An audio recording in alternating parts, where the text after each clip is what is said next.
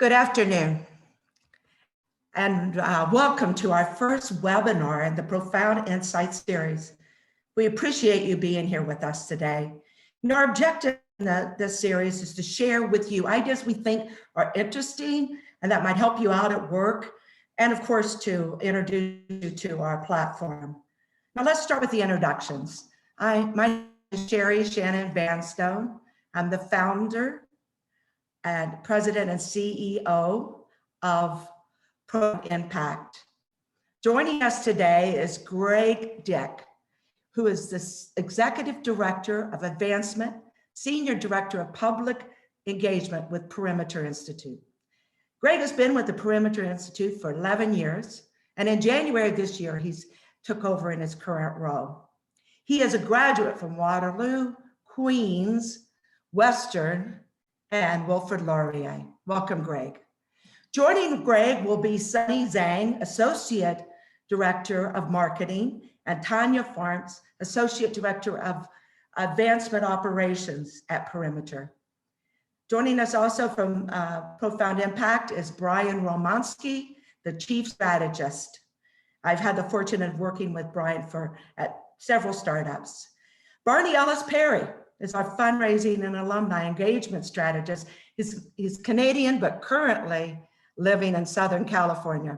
Barney has over 30 years of experience in advancement and has always been interested in technology for scaling constituent engagement.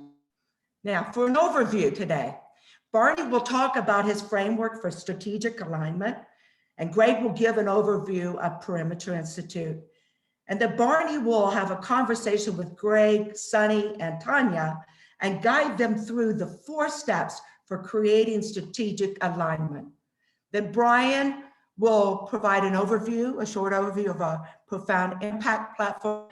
And then we will open up for Q&A. So please post your questions during the session anytime in the chat box on the platform as we go.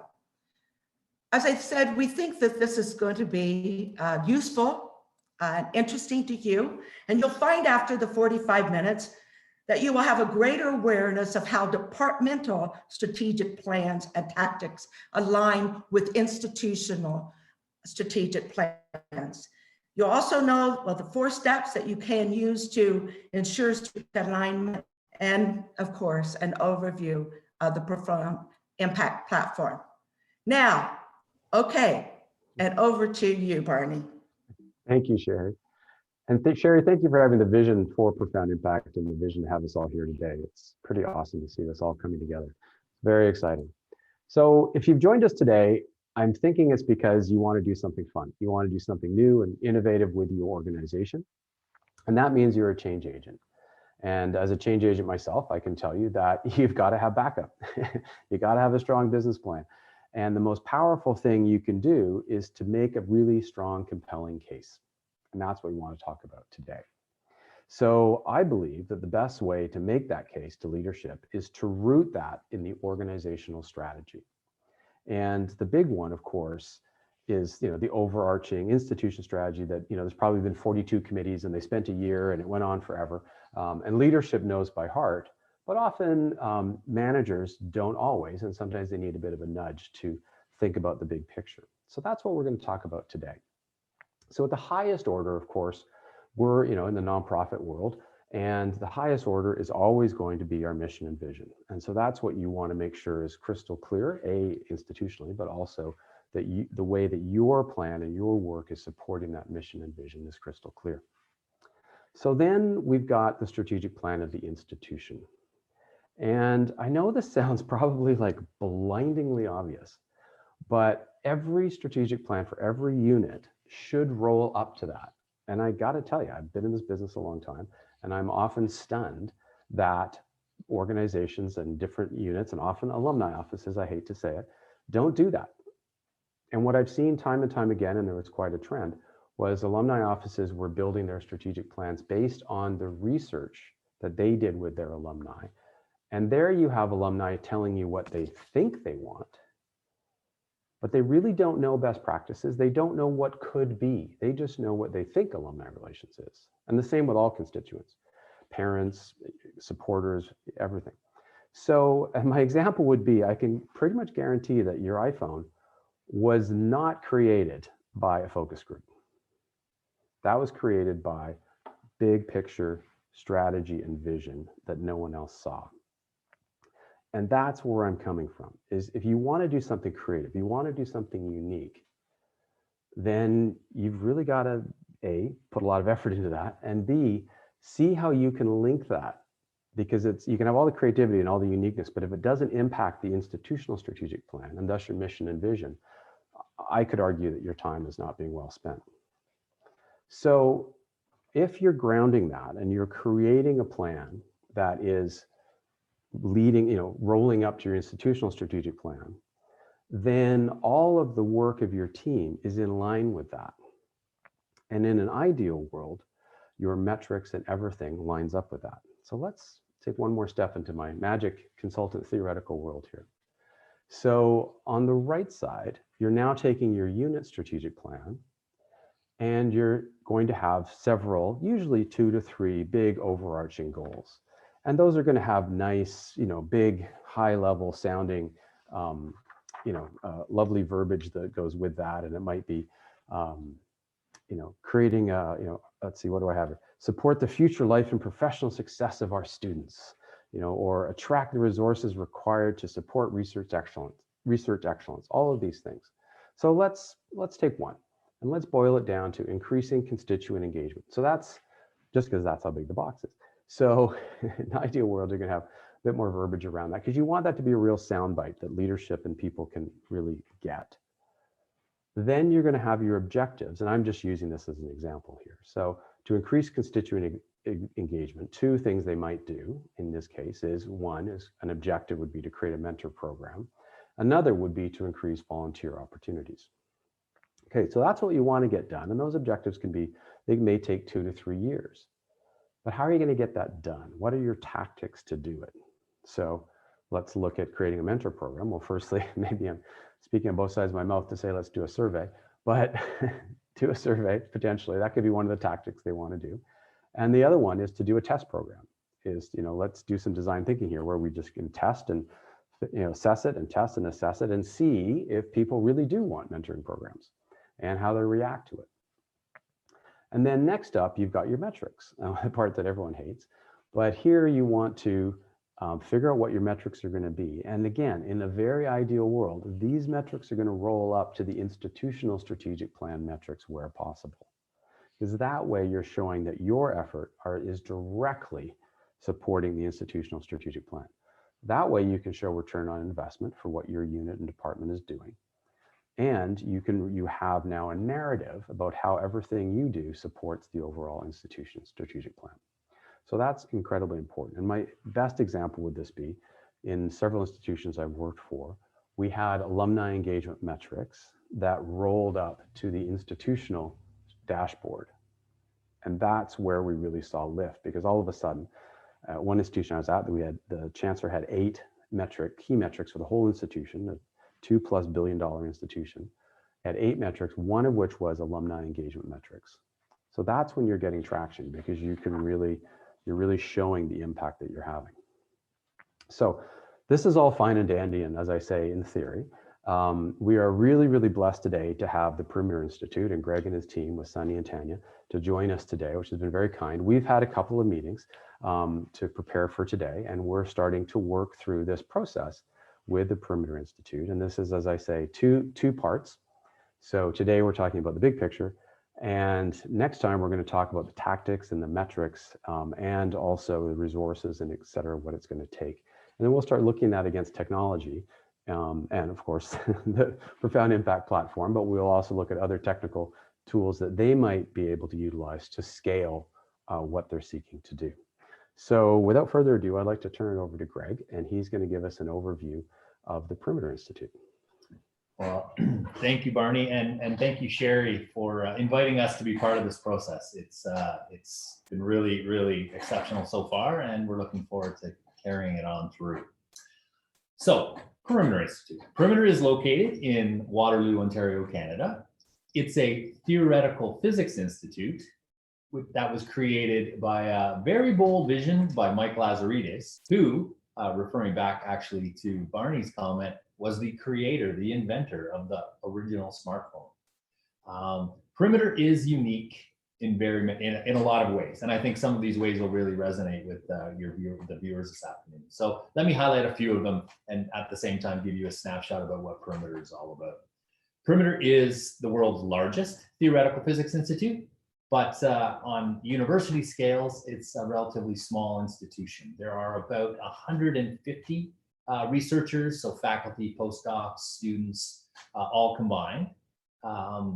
But we have a very robust visitor program with over 1,000 visitors and research collaborators coming through our doors each year, or currently coming through our Zoom calls each year. And they're grappling with some of the nature's deepest mysteries, from cosmology, so that's the giant universe and space and time, to the quantum realm, the world of the very, very small, exotic materials and quantum computing, and actually the foundations of everything. And the researchers and students are selected because they work at the edges of their disciplines and across disciplines. And that's by design. History has shown that that's where the breakthroughs lie. So that's how Perimeter has been created. And another unique characteristic to Perimeter is the strong commitment from the very beginning, even though we're a small institution, is its commitment to outreach and science communications. And what that has allowed is us to create programs with a lot of different stakeholders, students, teachers, the general public, that are also very deeply integrated, which helps us in terms of amplifying our impact. One stat that I like to brag on behalf of the team is that we have a global teacher network. They train teachers and share educational resources that are used in classrooms over 10 million times every year in over 120 countries. And that's just because of that neatly, deeply integrated connection, but that also points to a really interesting alumni base, which we're obviously getting to. Finally, we are unique in that we're a public-private partnership. So we have strong support from all levels of government, as well as philanthropic support from the private sector, foundations, corporations, and individuals as well. So, as you can likely tell, this unique family, we have wide-ranging programs, we have interactions with so many different stakeholders, researchers, visitors, students, teachers, et cetera, et cetera. We are trying to develop a robust and thoughtful alumni program that will help us stay connected to all of them. And that's our aspiration. But a little bit of honesty, it's also a really significant challenge. So participating with Barney and Sherry in Profound Impact is helping infuse energy into what we're trying to do. We are also very lean. So all of our programming, as Barney nicely articulated there, it really does need to ladder back to our ultimate core mission. Otherwise, we just don't have the space and time to do it. So, as also was mentioned, joining me today is Sunny Sang. She's representing our marketing arm, and Tanya France. She's leading our alumni charge from the advancement perspective. Sunny has been shepherding our Perimeter's alumni initiatives for some time, and she's addressing stakeholder needs and requests almost on an ad hoc basis. It's no fault of her own. She's done very good work. But what the three of us are really looking for on behalf of the Institute is a coherent, integrated alumni program that serves the PI family effectively across all of our stakeholders. So that's a glimpse into Perimeter, a glimpse into what we're hoping to accomplish. And what follows today is part of that journey. So thank you, Barney. Great. Thank you very much, Greg, and thank you, Sunny and Tanya, for joining us today. As Greg says, this is a very iterative process, and we're sort of we're opening the kimono a little bit and sort of sharing what we're doing, which is fun. So one of the first steps we've done, and this is what I always recommend people do, if you're going to do that alignment, well, firstly, you have to figure out what aspects of the institutional strategic plan can you actually affect. So what we've done is we've taken Perimeter's 5-year plan, and we pulled it apart and found those areas that we believe the Alumni and Friends program, the new program, can bring lift to in the 3 core goals of the institution. So what we have here is what we talked about, what we could think we could do under research, training, and outreach. And so, as I say, there's a lot more in the plan, but this is where we've said, okay, we believe we can bring lift here. And I'm wondering, Greg, do you have any, I'm going to actually maybe ask Greg to say a couple comments on the research and maybe Sunny on training and Tanya on outreach. Greg, is there anything you want to comment about how you believe, from our conversations that alumni and friends can bring lift in this area? Well, for our researchers, like I highlighted, it's a rarefied community in terms of theoretical physics. The community across the globe is not that large. So staying connected to the researchers that have been to Perimeter, are advocates for Perimeter, are collaborating with our researchers, come through as students. It's really important to stay connected to them so that from our ultimate goal there is recruitment. We want the world's top talent to know about Perimeter, want to be at Perimeter, and to be connected to us so that we can recruit and they can point that top talent in our direction. So of any key elements, recruitment is certainly near the top.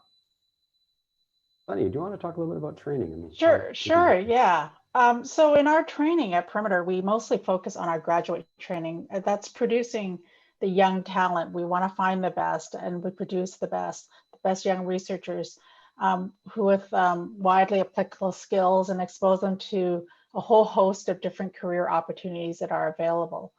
And of course, we want to track them when they leave. We want to continue to track them from all of our training and even our outreach programs. And we want to build this compelling program to keep them all engaged with Perimeter as they go through to their careers. That's what we want to do with our training.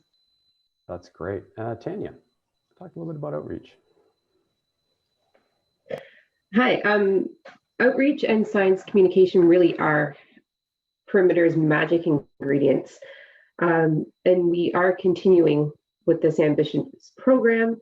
And I do think it supports recruitment in a similar way in terms of building that next generation of students who are interested in fundamental physics and core science and have the skills and access that they need to build a career in physics and science.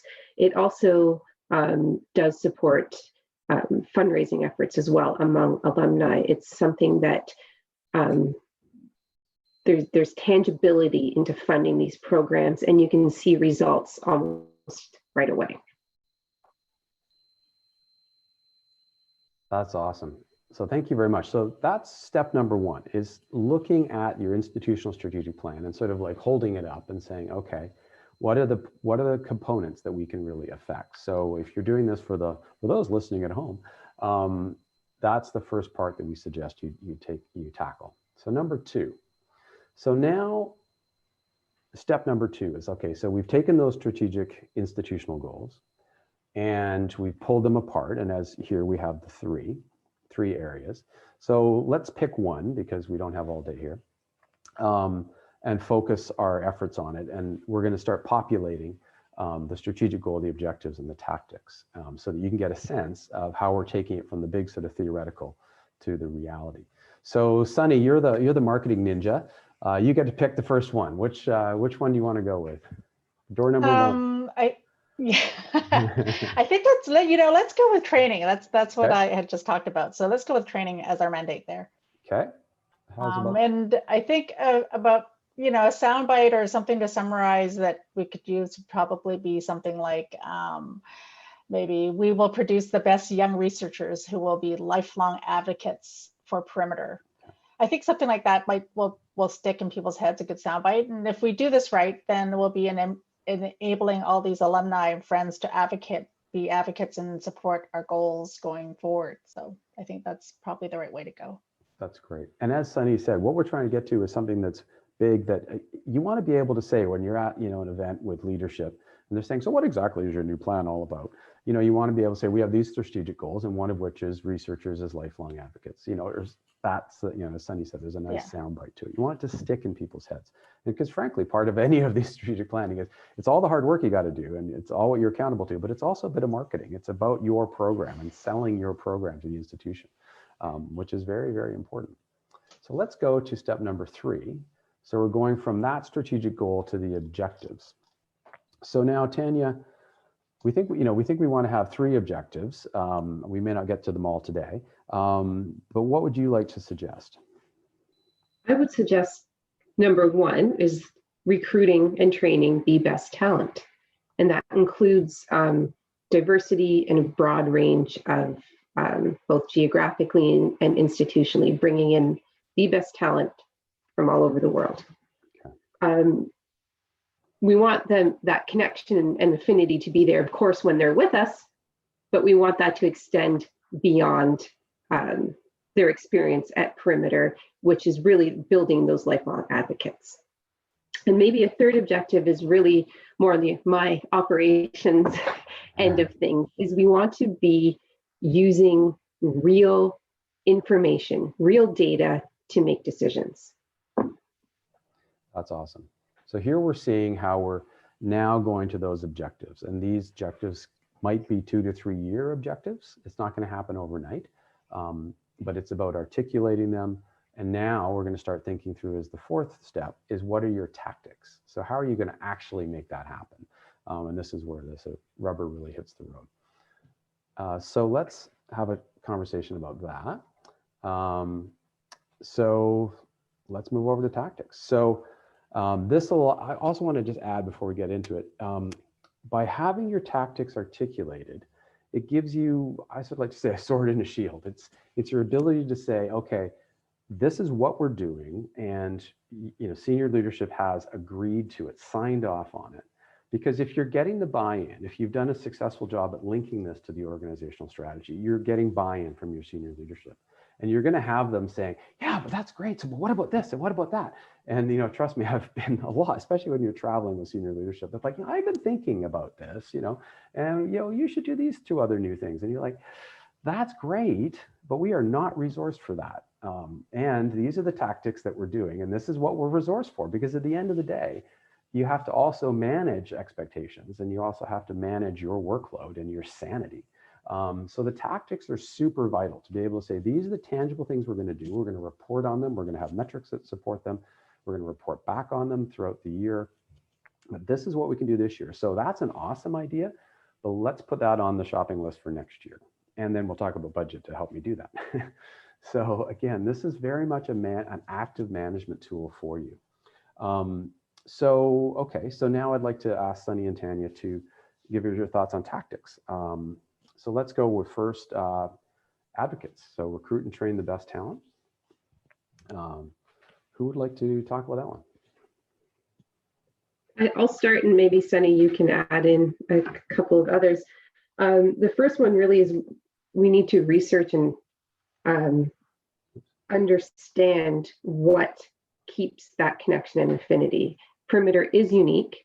Best practices at typical academic institutions might not work. So when I say research, it doesn't have to be a survey. There can be some, as you said, design thinking, rapid prototyping, real-time information gathering, but just to get a sense of what will keep our alumni and friends connected to Perimeter long-term and drive that affinity. Yeah, I agree with that, Tanya. I also think that it's important because there's so many different groups of people within the alumni group. You've got friends, alumni, you've got people who have just graduated or just finished, and those who have been long-term alumni. And I think it's important to customize and target our marketing communication strategies. I think that it's important to keep each different person or each different groups engaged and connected to us. So that's one other tactic that we could use. Right. Arnie, I might jump in and connect the dots back to the mission that we started with too. Both of it, this helps obviously in recruitment, right? We found that the best way to get that perfectly suited talent to come work at the edges of their discipline is when their advisor points them in our direction. So that advocacy translates directly into recruiting, which is so important. And then on the other side is our funding, or our funding model. We need that narrative story to show success. We need to show our public funders and our private funders that this is dollars well spent, and the successes of these advocates and knowing who they are and what they have done and accomplished is so important. So your system is really working. This is magic. Now we haven't got to to metrics. And I just didn't know you have a couple of seconds if you guys want to talk a little bit about that's going to be some of our next work is doing the metrics, but this is going to be tricky, right? Like, because one of the things we talked about is you don't really have, we're not looking at history, and so we're not able to set our metrics based on that. Do you want to make any comment on that? Team Perimeter? Who's jumping up to talk metrics? Metrics are so hard. They're so incredibly hard. And I find that the best thing about the metrics part is that, and I think Greg is really good at this too, is that, we can set something and shoot for it as best we can, whether it be numbers, but it's always good for, I think, for us to have the leeway to change the metrics or to even increase them higher if we find that we're reaching those metrics, and to relay it back to, of course, the measurable stuff, because and to keep that data, because that's so important to us. And as Greg said earlier, we're so lean that when we have to pivot fast, and we need to keep our resources tight. So we have to keep an eye on these metrics and move them if we can. So I think one of the things that I find important is that to be very flexible in these metrics. Greg, do you agree with that? Yeah, Sunny, I think we're very much on the same page there. The metrics are always hard, but have the confidence to put a stake in the ground and measure it, and then you'll at least know if you're getting better or worse. And if you find you're getting better or worse, but you're not using that information to help you make other decisions, future decisions, change your metric. But it all starts with just the courage to put a stake in the ground. And I think we've learned that over time, and we're willing to get it right and get it wrong, or underestimate or overestimate, and then pivot accordingly. Yeah. So, I apologize for using the word pivot. We've all That's so 2020. Sorry, go ahead, Sunny. No, sorry, you go ahead, Tanya. I would like to add that probably at first our metrics might be a little boring and typical because we're building something. So it will be a lot of sort of numbers-based responsiveness.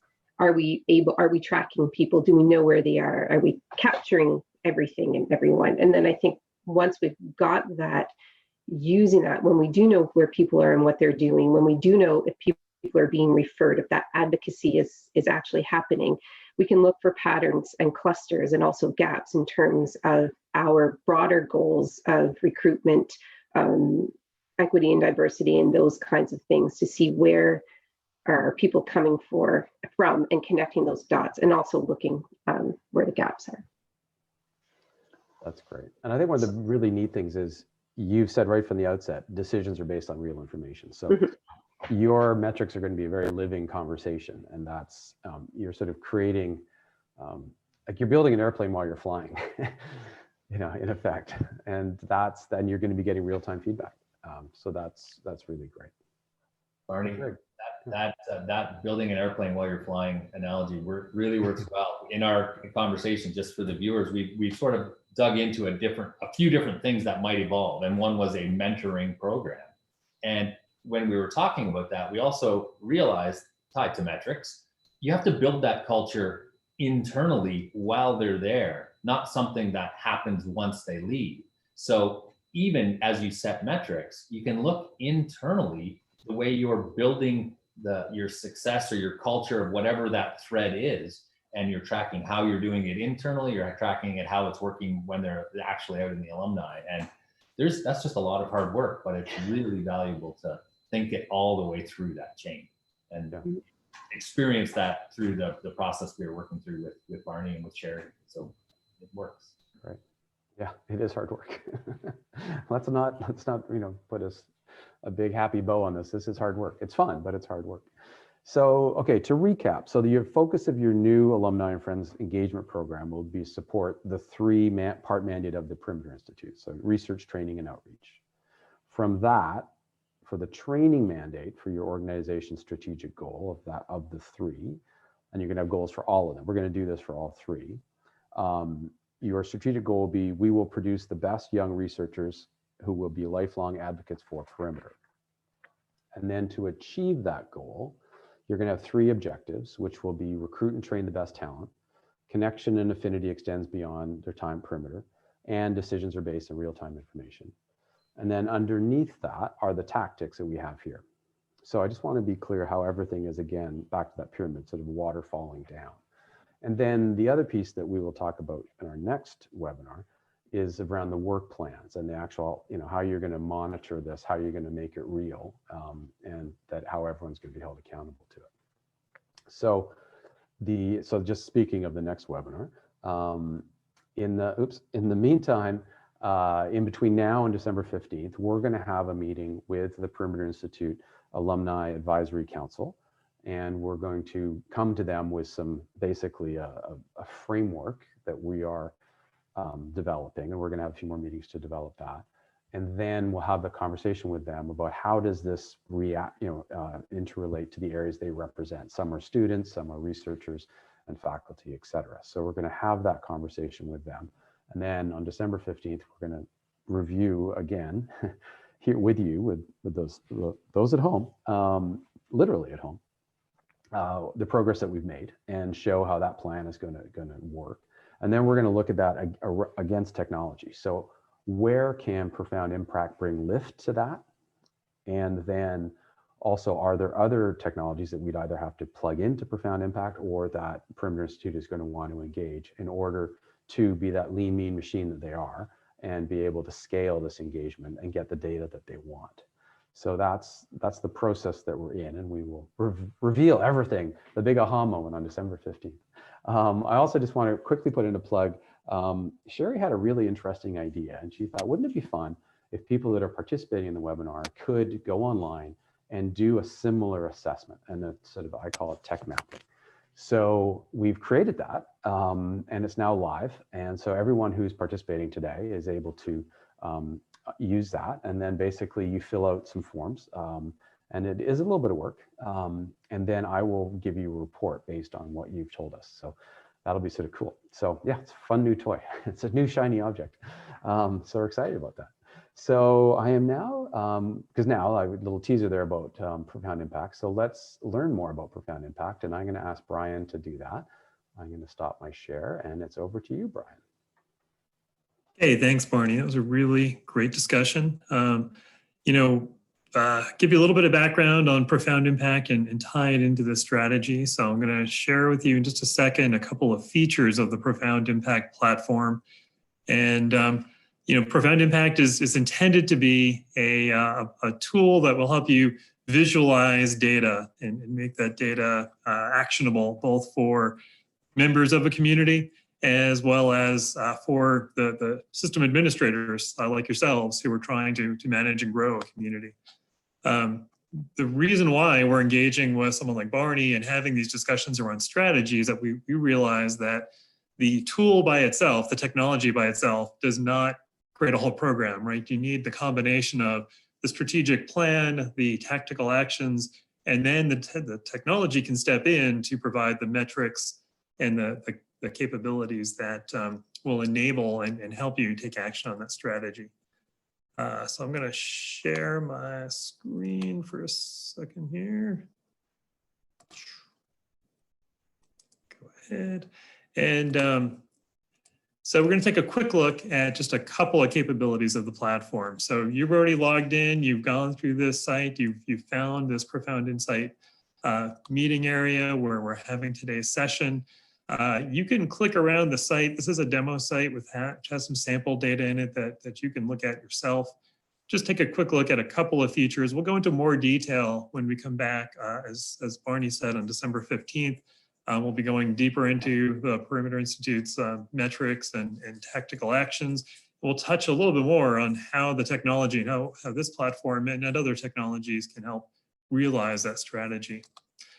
Just to give you a quick example, one of the ways to engage a community is to show them how they relate to each other.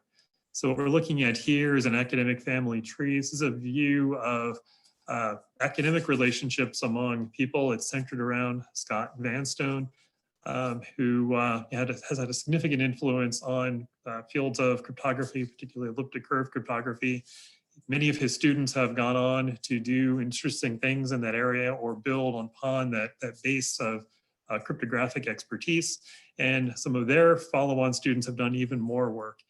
So as a user, you can see these relationships visually. This is a live graph where as I hover over any one of these connections, I can see details about what that relationship was, who worked with who during the dates that they worked on those. Over time, we can add some more detailed stories behind these. So you can actually click through to learn more about the thesis work that they did or outcomes from that work. In addition, this is a live graph, meaning that you can actually rearrange it while you're looking at it. If you wanted to change the view or change the way it looks, you can move things around, create a new view, and you can even save or share a custom view with others. So we have buttons here so that you can export this as an image or as a PDF file and say, here's an interesting story or an interesting set of relationships that you didn't know about before. So this is just one example of how using data about relationships can help show connections. And if that's part of your strategy for building your community, then this can become a tool that helps engage end users in being participants in that community, or use it as a way to tell stories about your community so that you can reach out to new people. One other quick view I'll show you is this is looking at professional relationships, whereas the previous one was working relationships. This is showing professional relationships. You can see we've got people in here that are shown as private, meaning we have data on some people who are part of this community who have chosen not to share their professional relationships yet. The people who are public, there's only a few of them, have these darker colored dots, and we can actually see who they are. So I can see that we've got Scott Vanstone is registered in there, and Sherry Shannon Vanstone, our CEO, is listed in there. I am listed in here as well, myself.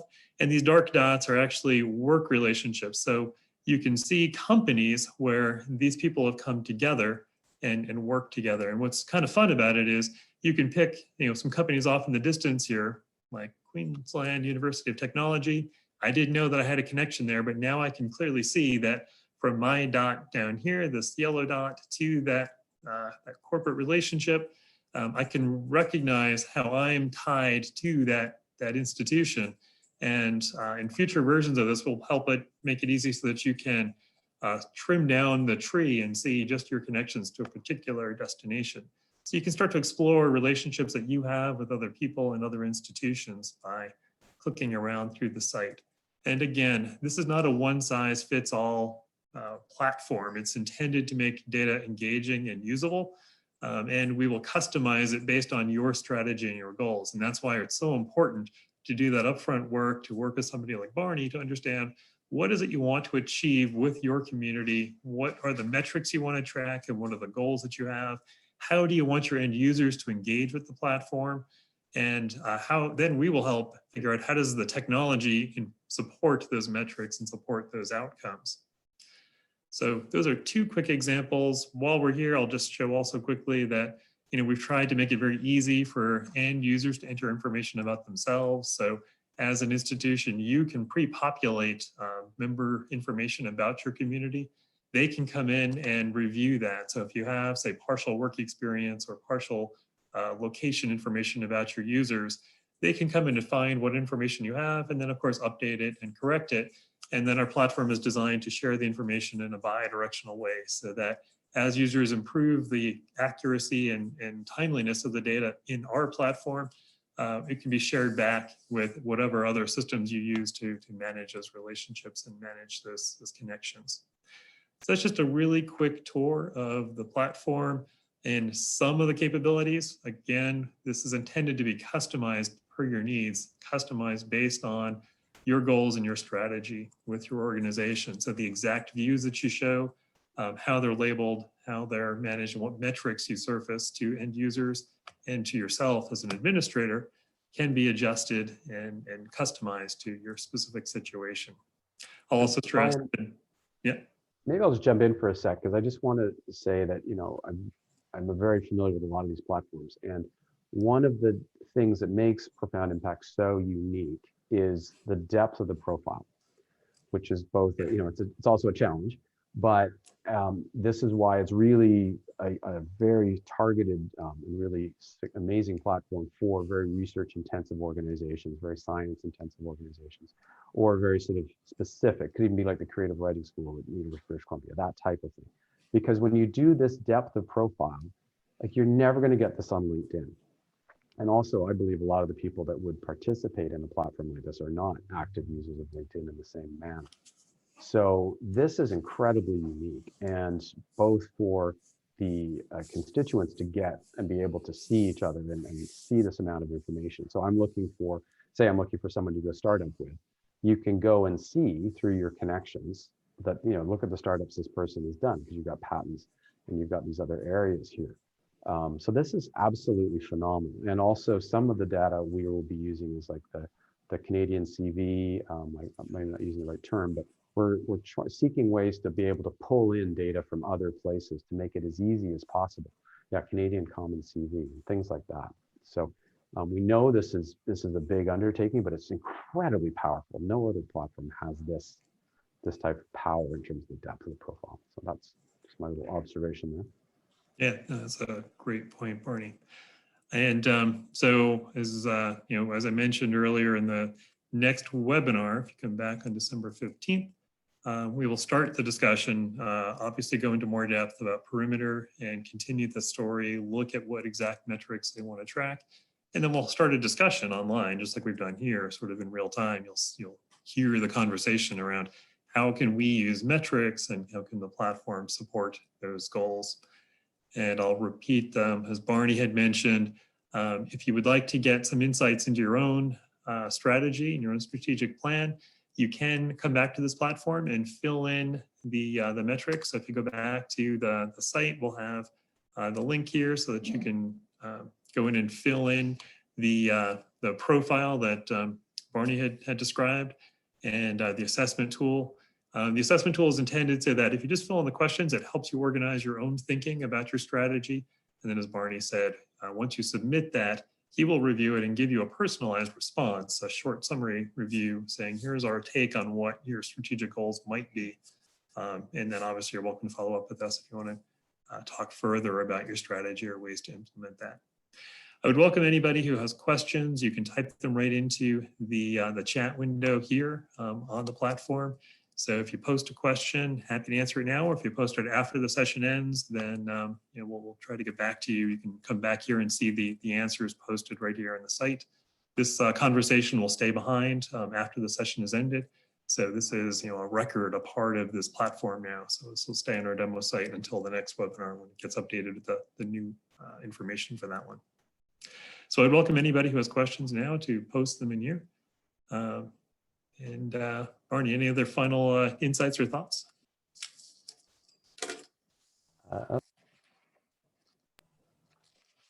I can do this. I can unmute. No, I mean, I just, one question that I had actually, a friend had emailed me earlier, was asking about this, and sort of, it was interesting because he was pushing me a little bit. He's like, okay, that's fine and dandy. You know, I've read your thing. I don't even have time to participate in the webinar. And he said, how can I do this? And I told him about the new tool and stuff. He's like, yeah, that's great. I'm just too busy. I got to get stuff done. And it was an interesting conversation because I had to sort of challenge him a bit. It's like, okay, what if you took 4 hours in an afternoon and stopped and went off site with members of your team and did some of this thinking and went through the pieces of the assessment?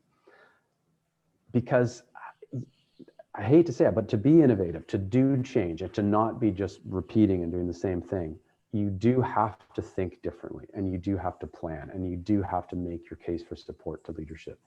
And that's challenging, but it is, I cannot tell you how much it is worth the investment to do that. It's incredibly important. So, you know, so we had a bit of a challenging conversation. Maybe he's not on because he's grumpy at me. Because it's just like, you know, sometimes you just got to stop. I mean, we're in a business that we're always going to be outnumbered by our constituents. I mean, you know, at a big universities, we look at a 1 to 10,000 ratio between staff and alumni or constituents, 1 to 10,000. So it's a fight you're never going to win. So there are times when you just have to stop and say, okay, how can we be as effective as we possibly can be? How can we bring in technology to help us scale what we're doing? And how can we, use tools that are in the marketplace to help us be more efficient and more effective, and frankly, have more sleep and have a more balanced work life, right? So, because it is terrifying. You're always outnumbered. So that's not really a question, but I just wanted to share that observation, that conversation I had this week. Yeah, that's great. Yeah. And I think we're coming up on the planned end time, so we should wrap up. As Sherry just posted online, do remember that we will have a drawing on the December 15th webinar. Anyone who's completed the assessment tool by December 14th will be eligible to receive a complimentary one-on-one session with Barney. So customized consulting just for you, building on the questionnaire. We will make that available to one of the participants if you just fill in the assessment tool. And it's really just a short series of questions. So please do take a look at that. And if you fill it in, you'll be eligible to receive that complimentary assessment. I think then we're out of time. So why don't we wrap up there? Welcome everybody back on December 15th. Sherry, do you have any last comments? I'll take that as a no. Then, thank you, everybody. And big thanks to the Perimeter folks for volunteering their time and doing this. Yes, thank you. Thank you, everyone. thanks, everybody. Yes. Take care, all. All right. Bye. Thanks so much.